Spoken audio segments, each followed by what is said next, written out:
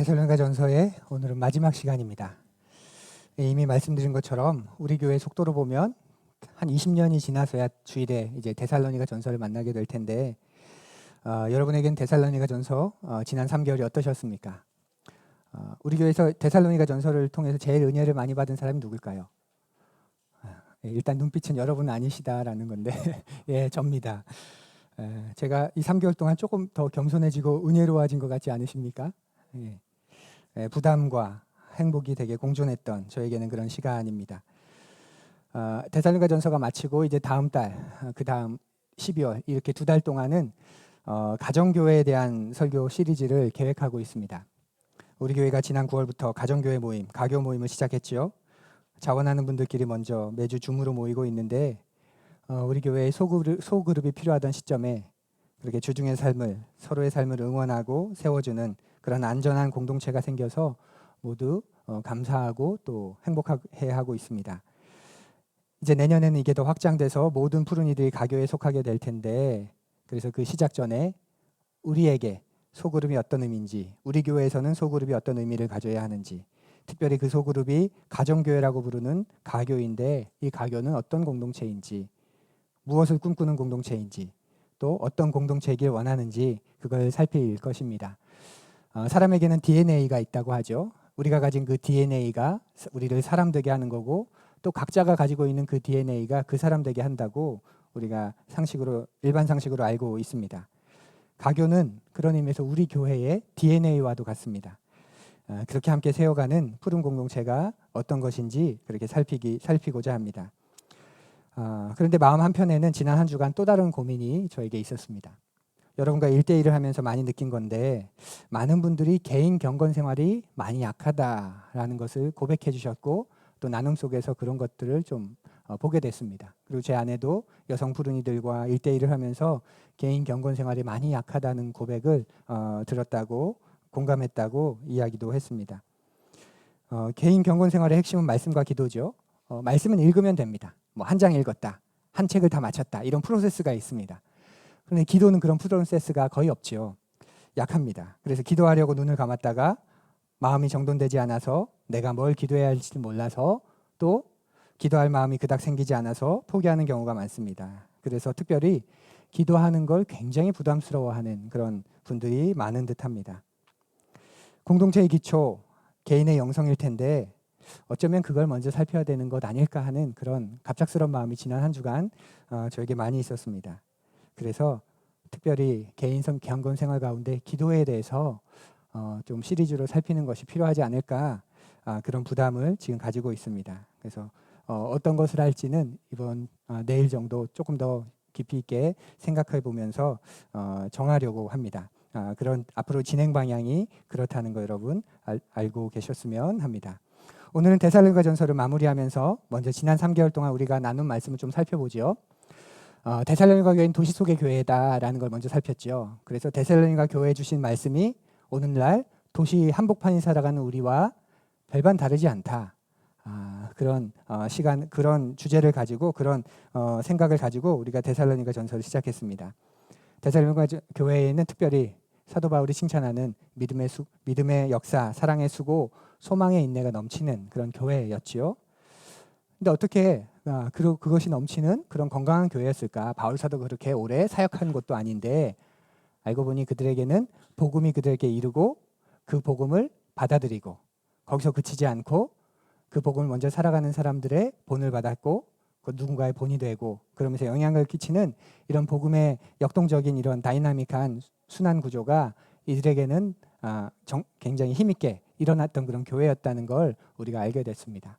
그에 반해 우리의 모습을 보면, 현대교회의 모습을 보면 복음이 이르렀고 그 복음을 받아들인 데까지는 가지만 더 이상 본이 되고자 하지 않고 본을 받으려고도 하지 않고, 그러다 보니 영향력을 끼치는 것도, 그래서 오늘날 우리가 끼치려는 영향력은 내가 예수님 믿은 다음에 다른 사람들보다 더 잘 돼서, 뭐 미스코리아 진이 돼서 이 영광을 하나님께 올립니다, 이 말 한마디 하는 게 마치 이 세상에서 영향력을 끼치는 딱 그 정도.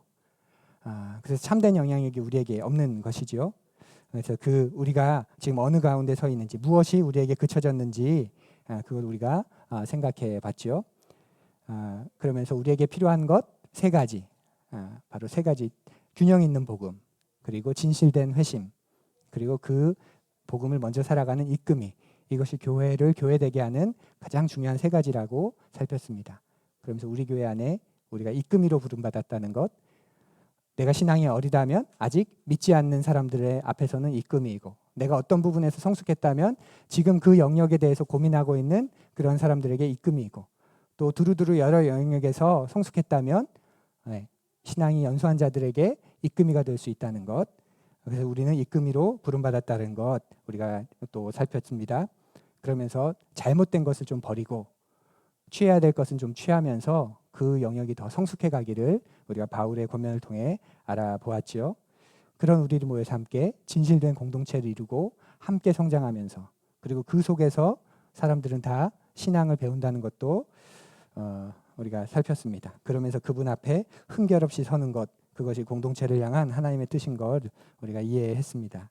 그러면서 바울은 이제 마지막에 구체적인 상황에서 이제 우리가 어떻게 공동체적인 삶을 살아가는지를 4장과 5장에서 말하고 있고, 지난 시간에 특별히 성적인 영역에서 거룩하다는 것 어떤 것인지 우리가 보았지요.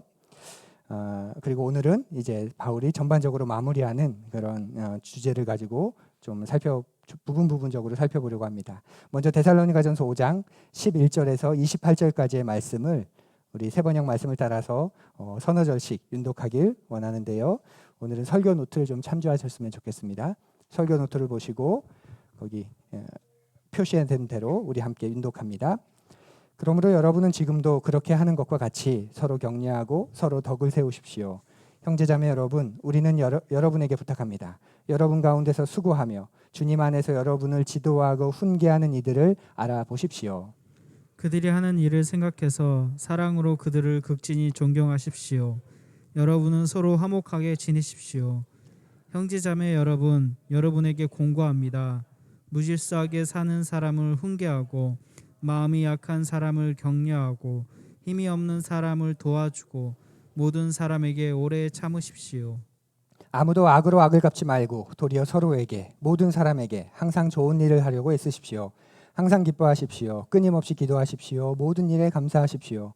이것이 그리스도 예수 안에서 여러분에게 바라시는 하나님의 뜻입니다. 성령을 소멸하지 마십시오. 예언을 멸시하지 마십시오. 모든 것을 분간하고 좋은 것을 굳게 잡으십시오. 갖가지 모양의 악을 멀리하십시오. 평화의 하나님께서 친히 여러분을 완전히 거룩하게 해주시고 우리 주 예수 그리스도께서 오실 때에 여러분의 영과 혼과 몸을 흠이 없이 완전하게 지켜주시기를 빕니다. 여러분을 부르시는 분은 신실하시니 이 일을 또한 이루실 것입니다. 형제자매 여러분, 우리를 위하여 기도해 주십시오. 거룩한 입맞춤으로 모든 믿는 사람들에게 문안해 주십시오. 나는 주님을 힘입어 여러분에게 명합니다. 모든 믿는 사람들에게 이 편지를 읽어 주십시오. 우리 주 예수 그리스도의 은혜가 여러분과 함께하기를 빕니다. 아멘. 예, 이렇게 이제 데살로니가전서가 마무리되는, 그리고 후반부에 이제 좀 조각조각 같은 어떤 하나하나 낱개 같은 그런 이야기들이 이어서 할 이야기들이 굉장히 많은데 우리가 이것을 전체적인 맥락에서 같이 좀 이해하고 살펴보면 좋겠습니다. 그래서 오늘은 제 말이 좀 빠를 것 같은데요. 양해해 주시면 좋겠습니다. 바울 사도가 마무리하는 편지의 마지막은 말씀드린 것처럼 이제 그러면 우리가 어떻게 살아야 될까? 복음이 여러분에게 이런 변화를 가져왔고 그래서 여러분이 너무나도 멋있게 하나님의 그런 공동체를 세우고 살아가는데, 그런데 보니까 이런 것들이 좀 부족하네요. 이런 것들을 여러분이 열심히 훈련해서 온전해졌으면 좋겠습니다. 그리고 계속 여러분들이 이런 삶을 경주했으면 좋겠습니다 하면서 몇 가지 영역들을 계속 말하고 있습니다. 오늘 본문 가운데서 그 첫 번째는 서로 세워주라는 것이지요. 11절에 그 이야기가 나오는데요. 서로 격려하며 세워주십시오 이렇게 말합니다. 그러면서 12절에서는 그런 데살로니가 교인들이 서로 수고하고 특별히 그 가운데서 지도하고 훈계하는 이들을 잘 알아보라 이렇게 말합니다. 근데 특별히 여기 12절을 보면 세 종류의 사람이 나오는 것 같아요. 수고하는 사람, 또 지도하는 사람, 훈계하는 사람, 이렇게 특별히 지도자 가운데 세 종류에 대해서 말하는 것 같은데 이건 한 관사로 연결되어 있습니다. 그러니까 이런 세 부류의 사람들이 여러분 가운데 있는데 이들을 잘 이렇게 해주라는 말이 아니라 지도자는 이런 세 가지 역할을 가지고 있어야 한다는 것이죠. 그래서 그들을 잘 알아보라, 공적으로 인정해줘라 이렇게 말합니다. 이 세 가지 역할을 우리가 좀 함께 살펴보면 바울의 말에 따르면 지도자는 먼저 수고하는 사람입니다. 여러분이 수고, 데살로니가 전서에서 특별히 수고 그러면 떠오르는 말이 있어야 됩니다. 뭐가 떠오르세요? 사랑의 수고. 떠오르시죠? 예. 수고는 사랑 때문에 생기는 거죠. 바울 사도가 이 앞전에서 그 무수한 많은 이야기를 하지 않았습니까? 그 수많은 수고를 자신이 했는데 모두가 다 데살로니가 교인들을 향한 그 사랑의 결과로 생겨난 수고였다고 그렇게 말합니다. 기독교의 사랑의 특징은 수고가 반드시 따라온다는 겁니다. 희생 없는 사랑, 성경에서는 사랑이라고 말하지 않죠. 로맨틱한 필링, 어떤 그런 느낌, 사랑하는 마음이 들어서 사랑하는 걸 성경이 말하는 사랑이라고 여기면 조금 곤란합니다. 성경의 사랑은 수고가 따릅니다. 그리고 그 사랑 안에는 반드시 때로는 어쩔 수 없이 필연적으로 사랑하기 때문에 어려움 그리고 고통스러운 일들이 들어 있습니다. 그러면 그런데도 우리가 어떻게 사랑을 할 수 있습니까? 아주 단순하죠. 우리가 먼저 그 하나님의 사랑을 받았기 때문입니다. 그래서 베드로에게 하신 말씀을 우리가 순종할 수 있는 거죠. 네가 나를 사랑하니? 그럼요 주님. 그러면 내 양을 먹여주렴. 그 말에 우리가 순종할 수 있는 건 주님이 우리를 사랑하셨고 우리가 그 사랑을 경험하고 누리고 알고 있기 때문에 우리도 그 사랑을 다른 이들에게 수고할 수 있는 것이죠. 그러니까 로맨틱한 필링하고는 비교할 수도 없는 그런 고귀하고 존엄한 사랑, 그것이 성경이 말하는 사랑입니다.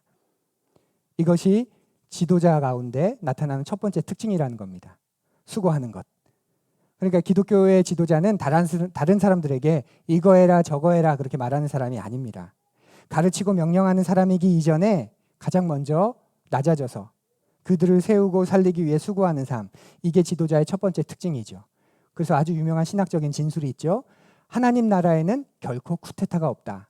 이 세상은 힘을 가지면 그 힘을 가지고 이래라 저래라 하지만 하나님 나라에 가면 거기는 올라간다는 건 더 많이 낮아져라, 더 많이 고생해라, 더 많이 섬겨라, 더 많이 바보가 되라, 이건데 감히 누가 그 끄트머리에 올라가겠다고 쿠데타를 하겠습니까? 리더가 된다는 게 어떤 것인지 아는데 맨정신에 굳이 그렇게 하지 않는다는 것이지요.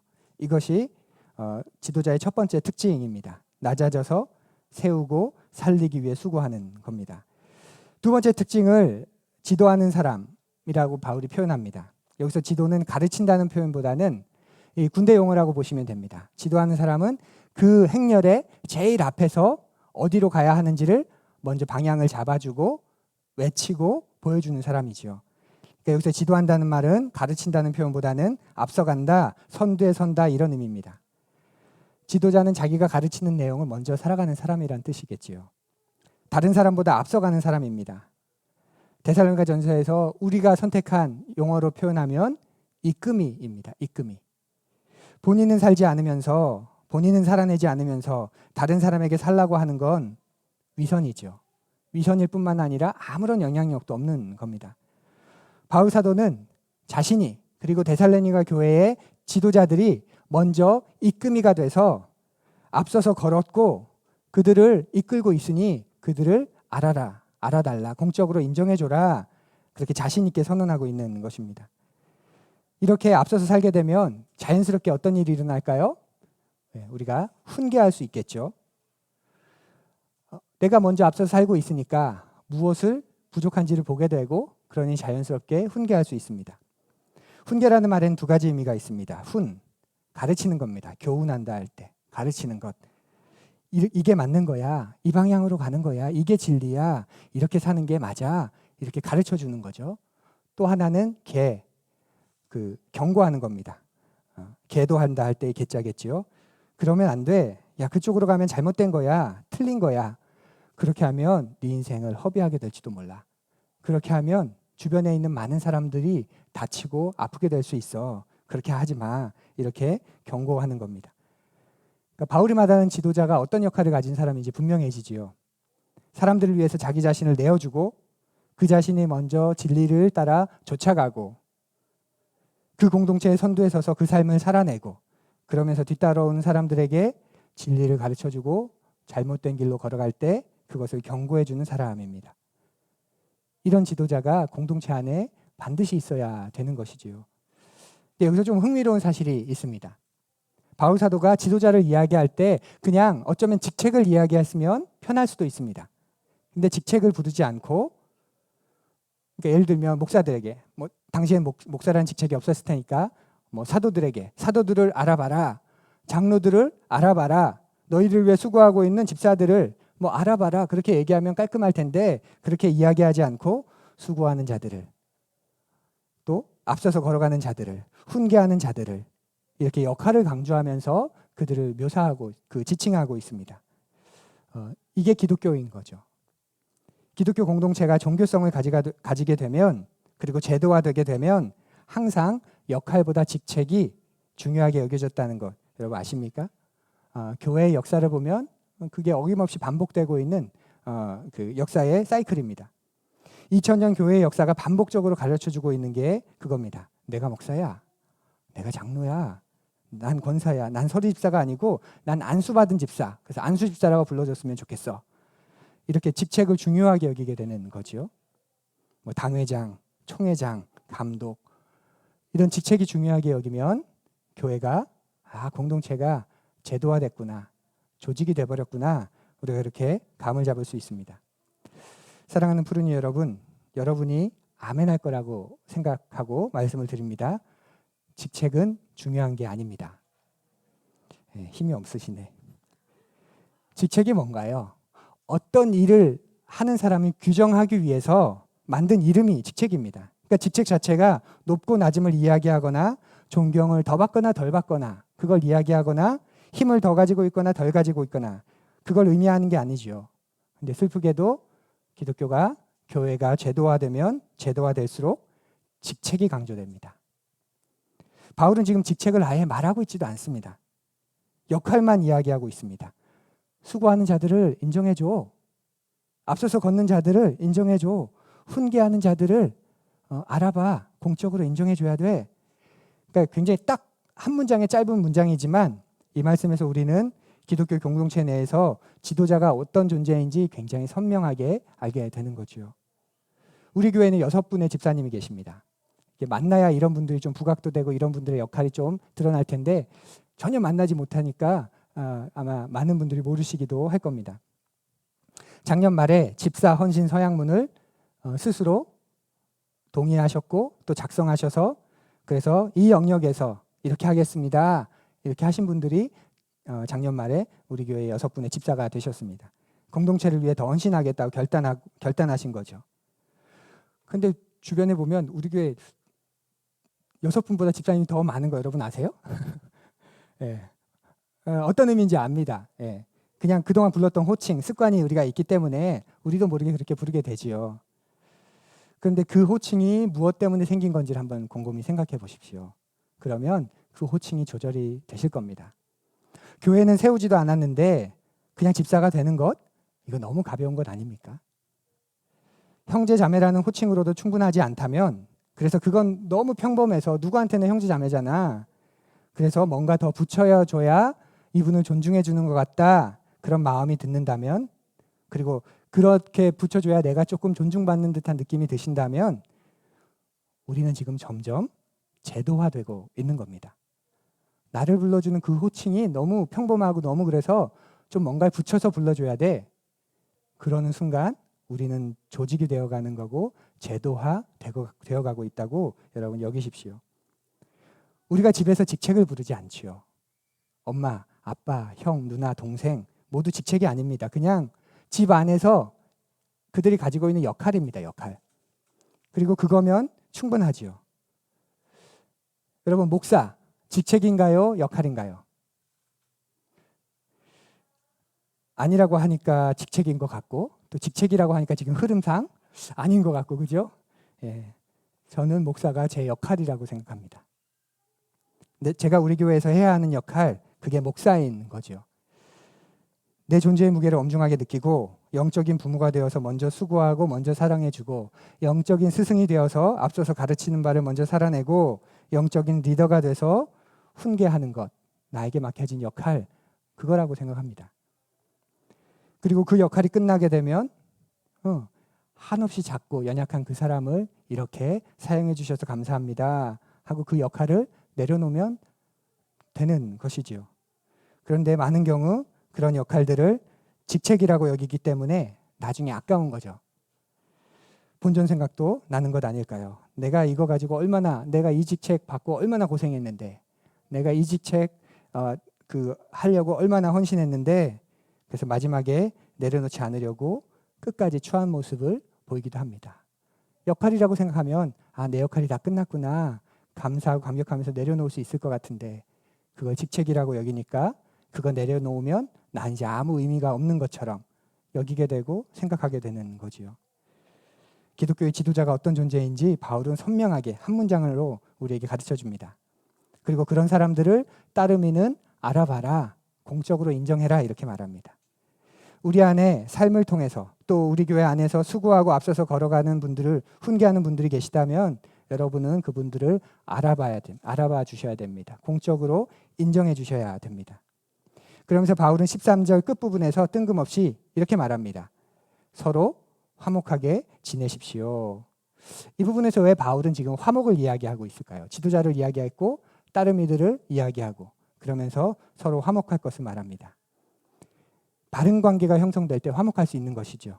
이끄미는 이끄미의 역할을 하고 지도자는 지도자의 역할을 바르게 하고 따르미는 그 따름의 역할을 바르게 할 때, 공적으로 인정해 줄 때 이 공동체에 화목이 깃든다는 뜻 아닐까요?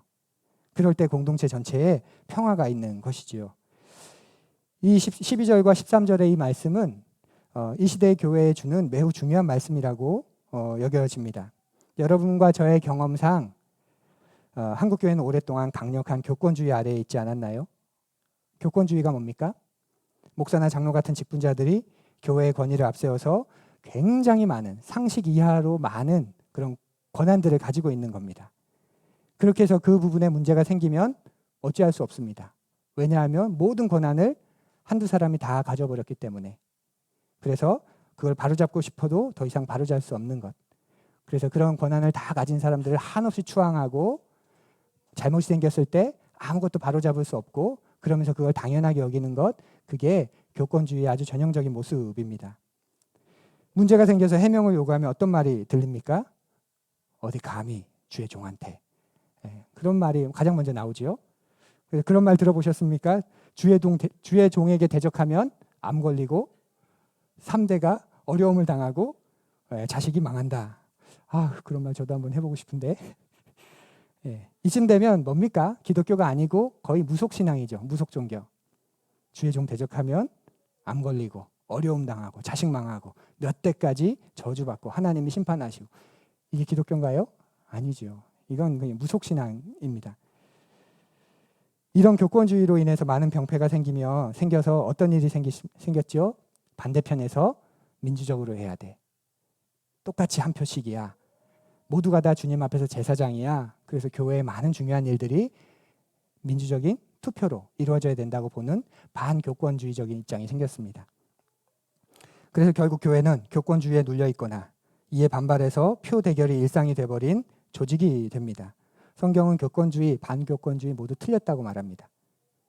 교회는 교권을 주장하는 지도자가 아니라 낮아져서 수고하고 자신이 먼저 진리를 따르는, 형제를 훈계하는 그런 지도자가 필요한 것이고, 또한 이들을 공적으로 인정하고 진정으로 사랑하고 따라주는, 그리고 신뢰해주면서 맡겨주는, 모든 것이 다 n분의 1의 표를 가지고 하는 것이 아니라 가장 중요한 전체적인 일은 전체의 의견을 묻고 함께 가야 하지만 대부분의 일들은 권위를 주었기 때문에, 인정해 주었기 때문에 그들의 선택을 신뢰하고 선택된 것을 한 마음으로 가는, 그럴 때 이것이 바른 공동체가 되는 거죠. 우리 가정에서 그러지 않습니까?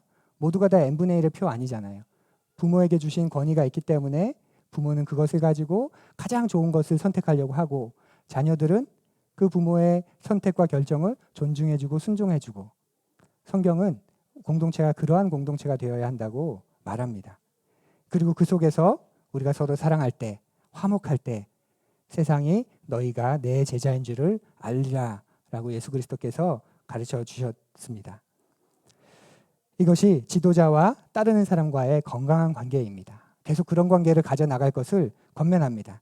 그러면서 바울은 14절에서 특별히 그 공동체 안에 있는 믿음이 어린 사람들에 대해서 이야기를 시작합니다. 우리 함께 읽어볼까요? 형제자매 여러분, 여러분에게 권고합니다. 하고 마음이 약한 사람을 격려하고 힘이 없는 사람을 도와주고 모든 사람에게 오래 참으십시오. 예, 이 부분에도 특별히 교회 안에 있는 연약한 사람들, 특별히 세 부류의 사람이 나오죠. 무질서하게 사는 사람, 마음이 약한 사람, 힘이 없는 사람. 이들에 대해서 좀 바르게 품어주라 이렇게 말합니다. 먼저 무질서하게 사는 사람, 어떤 사람일까요? 이 본문 안에서 우리가 이해하면 가장 쉽습니다. 4장에 보면 우리는 살피지 않았지만 경제 생활에 대한 이야기가 나오는데 거기서 무질서하게 사는 사람, 바로 게으른 사람을 말합니다.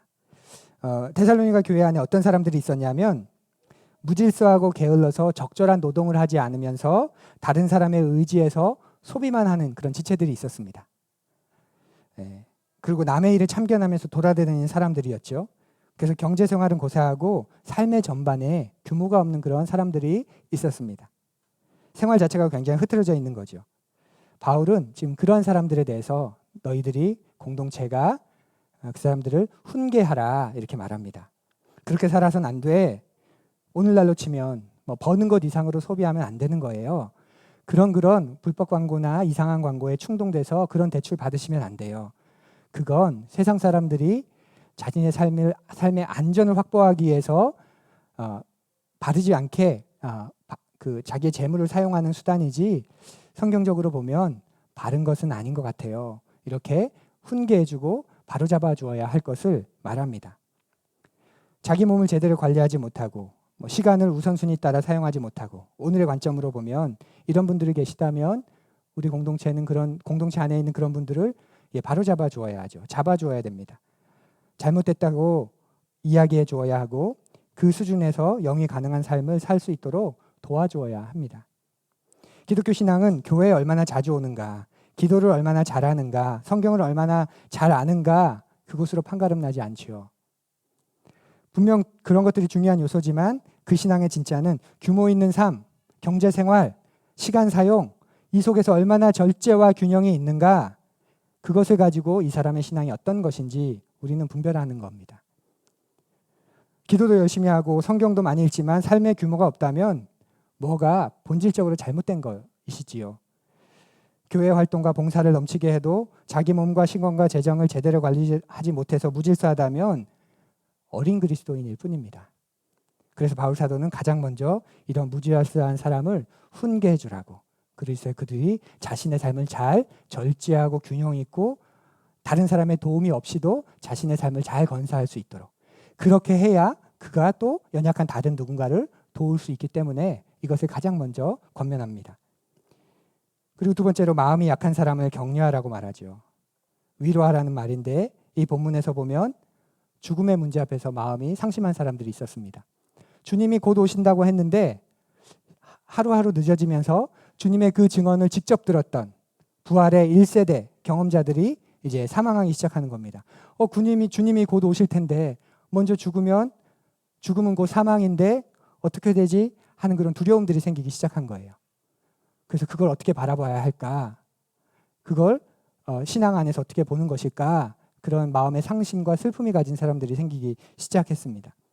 그래서 그런 사람들을, 그렇게 마음이 약해진 사람들을 위로하라고, 격려하라고 말하고 있습니다.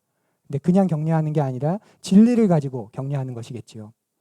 죽음 이후에 어떤 일이 우리를 기다리고 있는지, 그리고 장차 이 역사의 끝 종말 후에 어떤 일이 완성될 것인지, 그러니 지금의 죽음은 슬프지만 아프지만 마음이 상심했지만 그러나 힘을 내자고 이렇게 격려하고 도와주라는 것입니다. 크게 확장해 보면 우리 가운데도 마음이 약한 분들이 계실 겁니다. 꼭 죽음만이 아니라 이 땅의 여러 가지 삶 속에서 고통으로 어려움을 겪을 때 우리 마음은 약해지지요. 살다가 뜻하지 않게 고난을 겪는 그리스도인들도 많습니다. 그런데 여러분, 이게 정상입니다. 정상. 우리가 삶을 살면서 예측 못한 일들을 겪는 것, 내 삶에 내가 원치 않는 어려움과 아픔과 고난을 겪게 되는 것, 이건 이 세상을 살기 때문에, 우리가 생명을 가지고 있기 때문에 당하는 정상적인 일입니다. 빛의 자녀인 우리가 이 세상 가운데 사는데 아직 완성되지 않은 하나님 나라에 살고 있는데 이 어둠과 이 세상의 방식과 싸우며 살아갈 때 당연히 고통과 어려움을 겪을 수밖에 없지 않을까요? 그럴 때 우리는 그것을 이상하게 여기는 게 아니라 서로 격려해야 하는 것이지요. 막연한 말로 위로하는 게 아니라 진리로 위로하는 겁니다. 그러니 여러분 안에 진리가 없다면 누군가를 위로해 주는 것, 마음이 약해진 사람에게 여러분이 해줄 말이 별로 없으실 겁니다. 내 안에 진리가 있어야 그 진리를 가지고 내가 힘을 얻고 내가 위로를 받고 또 마음이 약해진 사람들을 참되게 위로할 수 있고 그러면서 힘을 낼 수 있는 것이지요. 마지막은 힘이 없는 사람들에 대해서 이야기하죠. 이런 사람들은 도와줘라, 붙들어줘라 이렇게 말합니다. 이건 이 본문에서 어떤 사람을 말할까요? 우리가 지난 시간에 성적인 부분을 다루었는데 그 부분에 있는 사람들입니다. 성적인 욕망을 잘 관리하지 못하는 사람, 절제력이 없는 사람, 바로 힘이 없는 사람들입니다. 격정적인 감정에 휩싸여서 자기 몸을 함부로 쓰고 거룩함과 존중함으로 자기 몸을 다루지 못하는 그런 힘이 없는 그런 사람들은 도와주어야 한다, 붙들어 주어야 한다 이렇게 말하고 있는 것이죠. 오늘의 우리에게로 가져오면 단지 성문제만이 아니라 어떤 특정한 영역에서 자기 멋대로 사는 사람, 이런 사람을 뜻할 겁니다. 세상은 자기 마음대로 사는 걸 자유라고 부추기는데 자신을 다스릴 줄 아는 사람이 진짜 힘을 가진 사람이죠. 돈이 힘이 아니라 명예와 권력이 힘이 아니라 내가 내 삶을 다스릴 수 있을 때, 내가 내 삶을 통제하고 말씀 앞에 이렇게 굴복해서 절제하며 살아갈 수 있는 것, 그것이 진짜 힘입니다. 여러분이 가지고 있는 성욕이든 소비욕구든 쇼핑이든 게임이든 명예욕이든 그 어떤 것이든 충동적인 욕망에 휘둘려서 잘 조절하지 못한다면 여러분은 힘이 없는 사람입니다. 오늘 거둠의 기도 중에서 여러분 인상적인 결단이 보이지 않으셨어요? 짧은 문장이었지만 굉장히 강렬했습니다. 침대에 같이 누워 자면서 스트레스 푼다고 영상 보며 자던 제 모습을 돌아보게 되었습니다. 거룩한 부부의 공간이 되도록 노력하겠습니다. 너무 놀랍지 않습니까? 내 삶을 조절하는 것, 내 삶의 초점을 다시 돌이키는 것, 이것이 그리스도인의 특징입니다. 자신의 삶을 조율하는 힘을 가지고 있고 절제하는 힘을 가지고 있고 틀어졌다면, 어긋나 있다면 그것을 다시 절제하며 가지고 오는 것, 이것이 그리스도인의 특징입니다. 그런데 믿음이 어린 사람은 힘이 없습니다. 그래서 스스로 조절하지 못합니다. 그러니 붙잡아 주라는 거죠. 붙잡아 주라고 할 때 이 붙잡는다는 늘어지라는 말입니다. 잡고 늘어지다, 끌어당기다, 어쩌면 헤드락 이런 거 같은 것 같아요.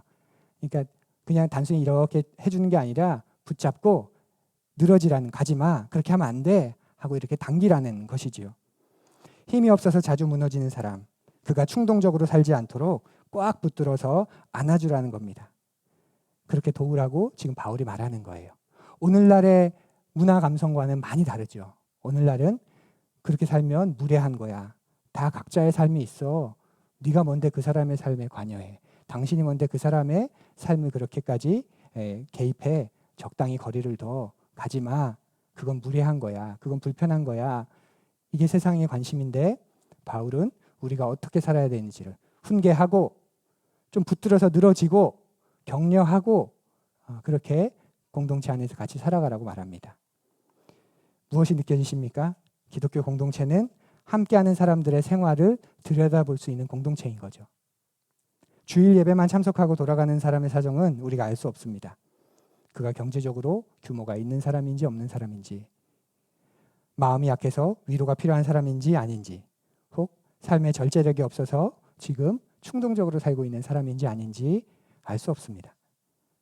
우리는 가장 좋은 옷을 입진 않으셨지만 가장 좋은 옷을 입고 가장 나이스한 표정을 가지고 모이는 것이 주일 예배이기 때문에 그렇죠. 좌우 또 앞뒤 한번 잠깐 눈만 마주쳐 보시겠어요? 삶에 문제가 있어 보이세요? 아, 이분 지금 딱 보니까 절제력이 없네. 아, 이분 뭐 그러네. 그렇게 보이십니까? 아니시죠. 다 멀쩡해 보입니다. 저도 멀쩡해 보이지 않으세요? 네, 근데 가슴에 손을 얹고 생각해 보세요. 개척교회 목사가 멀쩡할까요? 네. 주일 예배는 내가 정신이 번쩍 들어서 돌아가는 시간이지 다른 지체가 보이는 시간이 아닙니다. 우리에게는 그래서 또 다른 시간이 필요합니다. 그래야 그 사람이 보이고 그의 민낯이 보이는 거죠. 제가 좋아하는 몇몇 단어들이 있는데 그 단어 가운데 하나가 환멸이라는 말을 저는 좋아합니다. 환멸. 네, 조금 놀라신 눈빛인데 환멸을 느낀다. 그렇게 좋은 말 아니죠. 긍정적인 의미가 아니어서 우리는 환멸이란 말을 그렇게 좋게 보지 않지만 저는 그 말을 좋아합니다. 왜냐하면 환이 멸해야 사는 거거든요. 환이 멸하지 않으면 진짜를 모르는 겁니다. 우리가 부부가 되어 지금까지 어떻게 이렇게 살고 있습니까? 처음엔 환상을 가지고 살아갔지만 어느 순간 그 환상이 다 멸하고 그 실체를 진짜 알고 본연의 모습을 알고 내가 필요해 이 사람 안쓰러운 사람이야. 아이고 이 사람도 늙어가네. 어떻게 내가 도와야지. 그렇게 그 사람에 대한 환이 다 멸했을 때 그에 대한 진짜 신뢰, 진짜 본연의 모습 그게 드러나지 않습니까? 저는 그래서 환멸이라는 말을 좋아합니다. 제가 어떻게 목회할 수 있을까요? 여러분을 향한 환이 다 멸하면 목회 가능합니다. 원래부터 이런 분인데 이게 이분의 수준인데 딱 그럴 때 기대하지 않고 정직하게 직면하시고 여러분도 저에 대해서 환이 멸해야 됩니다. 아직 좀 환이 있으셔요 보니까 뭔가 다를 것 같고 뭔가 좀 남다를 것 같고 아니 똑같습니다. 똑같고 어떤 영역에서는 남들보다 분명히 부족한 부분이 있을 거고 어떤 부분에서는 드러내지 않는 그런 감추인 약점도 분명히 있을 거고 우리 안에 있는 그런 환이 멸해야 진짜 그를 그로 여기고 살아가게 되는 거지요. 그렇게 할 때야 알 수 있습니다. 아, 이 사람이 경제적으로 규모가 없구나. 이 사람은 마음이 많이 약해져 있구나. 이 사람은 절제력이 없구나. 그렇게 될 때 우리는 훈계할 수 있고 격려할 수 있고 붙잡아줄 수 있습니다. 그게 우리가 가교를 시작하는 이유입니다. 가까이서 부대끼며 서로 생활을 들여다보지 않고는 서로를 세워주는 사랑을 할 방법이 없기 때문에 그런 것이죠. 근사하게 차려입고 주일 예배만 드리고 흩어져서는 이런 관계와 사랑 결코 형성되지 않습니다. 공동체 안에서 믿음이 연약한 사람들에 대한 이야기를 바울은 이렇게 하고 마치면서 이제 모든 성도에 대한 이야기를 합니다. 모든 사람에 대해 사람에게 오래 참으십시오. 지금 바울의 이야기 흐름 아시겠어요? 지도자는 이런 사람이야 라고 그 역할을 이야기하고 따르미들은 그런 지도자를 공적으로 인정해 줘야 돼 이렇게 이야기하고 그 공동체 안에 있는 믿음이 연약한 사람들은 이렇게 도와줘야 돼 이렇게 이야기하고 마지막에 이제 모든 사람을 향해서 공동체 안과 밖에 모든 사람을 향해서는 오래 참아야 돼 이렇게 말합니다. 이 모든 사람은 뭐 지도자도 들어가 있고 따르미도 들어가 있고 믿음이 연약한 사람도 들어가 있겠죠. 왜 바울은 모든 사람에 대하여 오래 참으라고 했을까요? 왜냐하면 사람은 쉽게 변하지 않기 때문에 그런 것 아닐까요? 누구에게나 좋지 않은 버릇, 습관이 있습니다. 저도 말할 때 실수하는 버릇이 있고 저희 아내 입장에서 보면 정말 만족하지 못하는 그런 나쁜 버릇과 습관들이 분명히 있습니다. 그래서 그걸 바라보는 입장에서는 힘들 수 있습니다. 그럴 때 우리가 어떻게 해야 됩니까? 변할 때까지 참아야 하는 거죠. 기다려줘야 하는 거죠. 입금이건 따름이건 모두 완전하지 않습니다. 모두 다 성숙해가는 사람들일 뿐입니다. 그러니 믿음이 연약한 사람이건 무질서한 사람이건 마음이 약하거나 힘이 없는 사람이건 모두를 향해서는 오래 참아야 합니다. 꾸짖고 닥달한다고 변하지 않기 때문에 그래요. 시간이 필요하다는 거 여러분 아시지요? 그러니 서로 오래 참아야 하는 것입니다. 서로 참으라는 바울 사도의 권면은 모든 관계에 적용됩니다. 사람은 우리가 바라는 대로 그렇게 빨리 변하지 않기 때문에 그렇습니다. 이 말에는 여러분 자신도 포함된다는 거 아시죠? 살면서 여러분 제일 힘든 게 뭔가요? 따지고 보면 제일 힘든 것. 내가 변하지 않는 것 아닌가요? 내가 변하지 않는 것. 좀 이걸 좀 변화하고 싶은데 새 사람이 되고 싶은데 지긋지긋한 이 문제에서는 이제 좀 자유하고 싶은데 다르게 보고 싶은데 그게 가장 힘든 거 아닐까요? 그러면 가장 기적 같은 일은 뭡니까? 그런 내가 변하는 거죠. 그런 내가 새로운 눈을 가지게 되고 그런 나의 마음이 어느 순간 변해 있고 그런 까닭에 여러분은 여러분 자신을 기다려줘야 됩니다. 여러분 자신이 진리에 의해서 변화하실 때까지 너그럽게 여러분 자신을 대해주어야 합니다. 시간이 필요하기 때문입니다. 빨리 변하지 않는다고 포기하지 마시고 낙심하지 마시고 정죄하지 마시고 이 교회도 아니네 그런 생각 절대 갖지 마시고 여러분에게 시간을 주십시오. 아, 나한테 시간이 필요하구나. 그리고 내가 느리지만 그래도 많이 변했구나. 옛날에는 100이면 100 다 절망했는데 이제는 그래도 몇 번은 그 속에서도 소망을 품고 다시 새롭게 나아가고 있구나. 그렇게 여러분을 대하셔야 여러분도 나중에 다른 사람을 기다릴 수 있습니다. 내가 나를 향해 조급한데 내가 누구를 기다리겠습니까? 가장 먼저 나를 향해 관대하고 격려하고 아, 맞아, 나한테는 시간이 필요해. 그리고 나는 변하고 있어. 그렇게 여러분 스스로에게 오래 참는 그런 건강한 정신과 자아상을 가진 여러분이 되셔야 합니다. 그러면서 악을 악으로 갚지 말라고 계속 이어가고 있죠. 악을 악으로 갚지 않는 것, 이것이 서로 오래 참는 방식이기 때문에 그런 것 같아요. 서로에게 모두 좋은 것을 찾으라는 말입니다. 악을 악으로 갚지 말라는 건 선으로, 그 말은 서로에게 좋은 방법을 선택해라 이 말이죠. 다른 사람과 어떤 갈등이 생겼을 때 상대가 나보다 못하거나 내가 상대보다 우월하다는 사실을 증명하려 애쓰지 말고 서로에게 좋은 것, 요즘 말로 하면 윈윈, 그런 패러다임을 가지라는 말이겠지요. 그런데 우리는 지고 이기는 거에 굉장히 익숙합니다. 내가 10등을 했다면 11등부터 뒷사람한테는 이긴 거지만 1등부터 9등한테는 졌다고 또 힘을 잃습니다. 그런 문화에, 그런 승패를 따지는 문화에 우리가 젖어 살고 있습니다. 그리고 이게 우리가 사는 현대사회, 도시의 문화입니다. 이런 우리에게 바울이 말하는 겁니다. 당신도 이기고 그도 이기는, 함께하는 그런 모두에게 좋은 것을 찾으라. 악으로 악을 갚지 말라라고 말하는 겁니다. 서로가 이기는 법을 배우지 못한 채 살아가고 있는 부부가 얼마나 많나요? 부부인데도 끊임없이 승패를 가르기 위해 싸웁니다. 서로 지지 않으려고 힘겨루기를 멈추지 않습니다. 둘 다 같이 이기는 방법이 분명히 있을 텐데 그렇게 하면 정말 더 관계가 깊어지고 행복해질 텐데 그 방법을 찾을 생각은커녕 내가 이기려고, 내가 본때를 보여주려고, 누르려고, 그리고 승리감을 가지고 상대방은 굴욕감을 가지고, 그러다가 나중에 역전되는 상황이 있을 때 또다시 그거 더 심각해지는, 그렇게 부부임에도 불구하고 둘 다 같이 이기는 방법을 찾지 못하는 그런 부부들이 얼마나 많습니까? 여러분은 어떠십니까? 목회를 하면서도 이것이 중요합니다. 서로 이기는 것. 나도 이기고 여러분들도 이기는 것. 목회를 하면서 귀한 가르침을 받았는데 절대 교인들 이기지 말라. 어르신들이 그런 조언을 굉장히 많이 해주셨습니다. 저는 목회자는 전문적인 신학 훈련을 받았고 또 넓게 보게 되고 목회자는 권위가 있기 때문에 싸우면 거의 제가 이깁니다. 그렇죠? 그런데 이기면 이긴 게 아니죠. 윤담이가 그래요. 왜 우리만 청소하냐고. 걔 청소시키면 다음 주에 안 올지도 몰라. 우리만 청소하는 거죠. 예. 같이 이기는 방법이 있는데 그걸 놓치는 순간 나는 이기려고 하고 또 상대방도 이기려고 하는 순간 그 관계는 건강해지지 않고 망가집니다. 부모 자식 관계에도 마찬가지 아닐까요? 아이가 어릴 때는 쉽게 승부가 납니다. 부모가 부모의 권위로 너 용돈 없어? 들어가! 이러면 거의 다 해결됩니다. 근데 이 승패가 언제 뒤집히죠? 사춘기 때.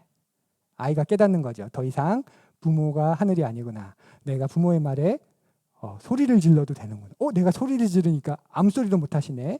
짜증을 두세 번 내니까 더 이상 아무 말도 안 하네. 관계가 역전되는 거죠. 그러면서 억압된 것들이 폭발합니다.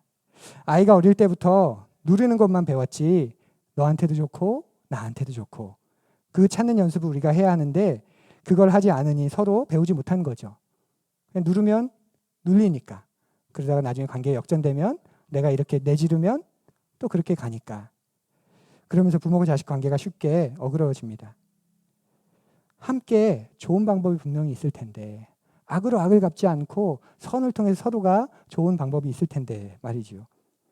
우리의 관계에서도 마찬가지입니다. 공동체 내 모든 관계에서 악을 악으로 갚지 말고 모두에게 좋은 것을 추구하는 법을 우리가 배워 나갈 때 우리가 건강한 공동체 또 좋은 관계가 되게 됩니다. 이렇게 공동체로 예배드릴 이렇게 나아가면서 바울은 이제 공동체로 예배드릴 때 피해야 될 것을 말하는데요. 성령을 소멸하지 말라는 것. 여기서 소멸이란 말은 제단의 불을 꺼트리지 말라고 할 때 꺼트리다라는 단어와 똑같습니다. 그러니까 예배 가운데서 그 성령님이 활활 타오르도록 우리 자신을 열어드리라는 것이지요. 하나님 앞에 나아갈 때 하나님을 예배하라는 심령에 우리는 여러분은 불을 붙여야 됩니다.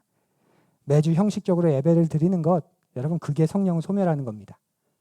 그분 앞에 타오르지 않는 것, 따뜻하고 뜨거운 마음이 더 이상 그분 앞에 생기지 않는 것, 차가워질 대로 차가져 있는 것, 무심한 것, 그것이 소멸하는 것입니다. 꺼트리는 것입니다. 예배에는 빠지지 않지만 아무런 깨달음도 변화도 감격도 없는 크리스천들이 적지 않지요. 그게 성령을 소멸하는 것, 성령의 불이 꺼져가고 있는 것은 아닌지 염려하셔야 합니다. 그러면서 이어서 이렇게 얘기하죠. 예언을 멸시하지 말아라. 우린 예언 그러면 되게 점쟁이 같은 걸 연상하기 쉬운데 성경의 예언은 크게 두 종류라고 보시면 됩니다. 앞으로 일어날 일을 이야기하는 것, 예언이고 지금 하나님의 백성의 상태를 지적해 주시는 것, 그것도 예언입니다. 이 두 가지가 하나님이 우리에게 주신 예언인데 보통은 지금 현재 상태를 민낯없이 드러내 주시는 예언이 훨씬 더 많습니다. 그러니까 여기서 예자는 굳이 구분을 하자면 미래의 일을 예측한다 할 때 예는 미리 예자죠. 일기예보, 뭐 예상 그런 거 할 때 예자고 현재의 일을 이야기하는 예언은 맡을 예자입니다. 예금을 맡기는 거죠. 예치, 맡기는 겁니다. 그래서 맡을 예자와 미리 예자로 우리가 구분을 굳이 해본다면 성경이 말하는 대부분의 예언은 맡기는 말씀입니다. 지금 너희가 이래, 너희의 민낯이야. 그래서 이렇게 되니까 돌이켜 말씀을 맡겨주시는 것. 그것이 한자 성경을 보면 혹은 일본어 성경이나 중국어 성경을 보면 예언자 할 때 예자는 어김없이 맡을 예자를 씁니다. 예금, 예탁, 예치 할 때 쓰는 예자입니다. 그렇게 보면 예언은 점쟁이 같은 예언이라기보다는 하나님께서 공동체에 맡기는 메시지가 되는 거죠. 너희들에겐 이게 필요해. 너희를 향한 나는 이런 마음을 가졌어. 너희들에게 이런 일이 일어나면 좋겠어. 그렇기 때문에 성경이 말한 예언은 하나님이 우리에게 주시는 말씀을 듣는 것, 그 자체가 예언을 듣는 겁니다. 그리고 지금 이 시간은 하나님의 말씀이 예언하는 것이지요. 예언을 멸시하지 말라. 그 말은 하나님이 공동체에 주시는 말씀을 가볍게 여기지 말라. 그런 뜻입니다. 그러면서 분간해라, 분별해라 이렇게 이야기하고 분별하고 나니까 좋은 것은 굳게 붙잡아야 한다. 이렇게 말하는 것이죠. 하나님의 말씀을 받았을 때 이것이 정말 하나님의 말씀인지 목사가 얘기한다고 다 믿지 말고 그렇다고 또 오늘 뭐가 틀렸는지 살피지 말고 그 말씀이 정말 하나님의 마음과 내 삶에 필요한 말씀인지를 분별하고 옳은 말씀이라면 바른 말씀이라면 붙잡고 그것을 굳게 늘어지라는 것이지요. 그래야 내 삶에 변화가 일어나고 내가 온전해지는 것입니다. 동의하는 게 나를 붙잡는 게 아닙니다. 동의를 넘어서서 붙잡고 이 삶을 내가 어떻게 적용할까, 순종할까, 그 마음을 가지고 한 주를 살아가는 것, 그것이 굳게 붙잡는 삶의 모습일 겁니다. 이것이 공동체를 모여 예배하는 사람들에게 주어지는 복이고 이럴 때 우리의 예배가 더 온전해지고 더 복이 되는 것이지요. 이러면서 아주 중요한 말을 합니다. 항상 기뻐하라, 쉬지 말고 기도하라, 범사에 감사하라. 근데 이 말이 우리가 조금 자주 오해하는 말씀인데 이 공동체 안에서 이 말씀을 받아들이는 거죠. 여러분 혼자 기뻐하고 쉬지 않고 기도하고 범사에 감사한다고 그게 무슨 의미가 있겠습니까? 성경은 그 정도로 말하지 않겠죠. 지금 계속 공동체 맥락에서 말하는 거예요. 이끄미와 지도자와 따르미의 관계, 그 공동체 안에 있는 믿음이 연약한 사람들과의 관계, 그리고 교회 밖에 있는 사람들과의 관계. 그러면서 예배를 드릴 때 성령을 소멸하지 말고 예언을 멸시하지 말고 바른 말씀 분별하고 굳게 붙잡아라. 그러면서 하는 이야기가 그 맥락 속에서 하는 말이 항상 기뻐해라, 쉬지 말고 기도해라, 범사에 감사해라.